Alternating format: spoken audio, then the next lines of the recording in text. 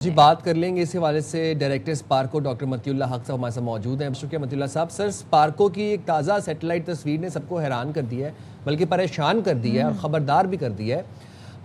Glacier کا سکڑنے کا یا پھر اس کا اپنی جو پراکسیمیٹی ہے اس سے تجاوز کرنے سے کیا خطرات لاحق ہو سکتے ہیں؟ جی بہت شکریہ. السلام علیکم.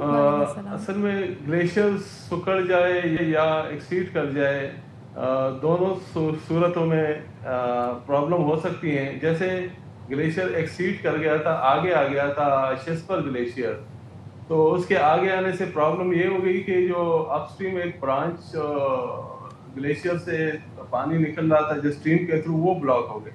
اب وہ بلاکیج جو ہے نا لیک کی شکل اختیار کر گئی اور وہ لیک 2 دفعہ برسٹ ہو کے نیچے Karakoram high way down stream جو ہے نا اس کو افیکٹ کر گئی. تو ایک تو یہ اس کا نقصان ہے کہ اگر آگے آ جائے تو بھی اس کا نقصان ہو سکتا ہے ڈیزاسٹر کے حوالے سے اگر بات کی جائے. اور اگر پیچھے چلے جائیں تو یہ ایک پریشس واٹر ریسورس ہے, کیونکہ ہمارے میجر جو ریورز ہیں ان کا آلموسٹ 70% ان گلیشیئر سے آ رہا ہے. تو اگر سپوز ہمارے گلیشیئرز ریٹریٹ کر جائیں تو اس کا مطلب یہ ہوگا کہ ہمارے ریورز میں بہاؤ کم ہوگا فیوچر میں. اس ٹائم تو بڑھ جائے گا, کیونکہ ظاہر ہے جب گلیشیئر ریٹریٹ کرتا ہے تو اس کا مطلب ہے کہ ایکسیسو میلٹنگ ہو رہی ہوتی ہے. ایکسیسو میلٹنگ کا مطلب ہے وہ پانی ریورز میں اپیئر ہوگا. تو کرنٹلی تو وہ ریور میں اپیئر ہو جائے گا ایکسیسو واٹر کی شکل میں, جو کہ فلڈنگ بھی کبھی کبھی اختیار سچویشن لے لیتا ہے.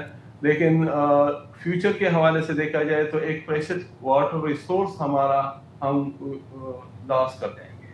اچھا متی صاحب, ایک چیز مجھے بتائیے گا, اس کے کیا فیکٹرز ہیں, اس وجوہات کیا ہیں کہ ایسا کیوں ہو رہا ہے؟ دوسرے, کیا اس میں انسانی جو مداخلت ہے اس کو رول آؤٹ کیا جا سکتا ہے؟ کیونکہ ہم نے ہی جتنی انوائرمنٹ کے ساتھ آج جو کچھ ہو رہا ہے, گلوبل وارمنگ جس طرح بڑی, انسان نے جس طرح سے کہتے ہیں نا جنگلوں کو تباہ کیا, لکڑیوں کو کاٹا, درختوں کو کاٹا اور شہروں کو وسیع کرتے گئے, تو کیا خاص طور پہ اب جو گلیشیئرز والے علاقوں میں لوگ تفریح کے لیے جاتے ہیں, سیاح جاتے ہیں, کیا اس سے بھی ایفیکٹ پڑ رہا ہے وہاں پر ان چیزوں پر؟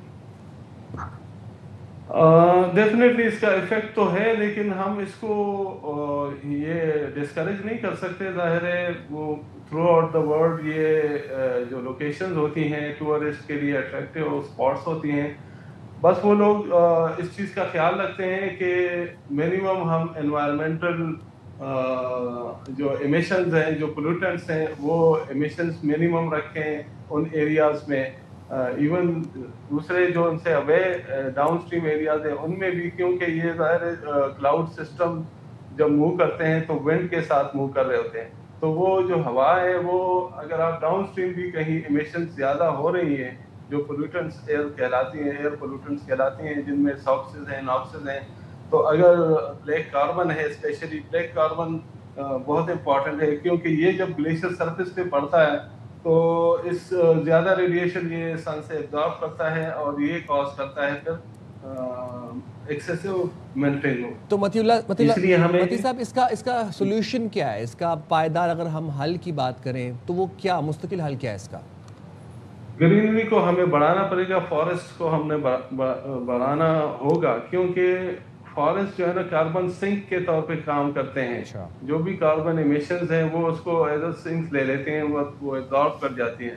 تو فارسٹ جہاں جہاں ہم ایک تو ہم کٹائی کر رہے ہیں, ظلم یہ کر رہے ہیں کہ کٹائی بہت تیزی سے کر رہے ہیں, کٹائی کو روکنا پڑے گا اور ہم نے فردر ایفارسٹیشن کی طرف جانا ہے, تو تب جا کے جو ہے نا ہمارے یہ کوئی کنٹرول میں آئے گی. ٹھیک ہے متی اللہ صاحب, بہت شکریہ آپ کا.